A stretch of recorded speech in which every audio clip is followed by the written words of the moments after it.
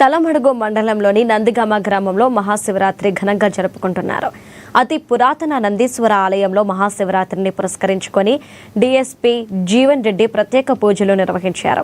ఆలయంలో మహానందీశ్వరుడికి అభిషేకం నిర్వహించారు. ఆలయ పూజారులు డీఎస్పీకి తీర్థ ప్రసాదాలు అందజేశారు. ప్రజలందరికీ మహాశివరాత్రి శుభాకాంక్షలు. మహాశివరాత్రి సందర్భంగా ఉదయం 4 గంటల నుంచే ఆదిలాబాద్ జిల్లాలో ఆలయాల్లో పెద్ద ఎత్తున భక్తులు దర్శించుకోవడం జరుగుతుంది.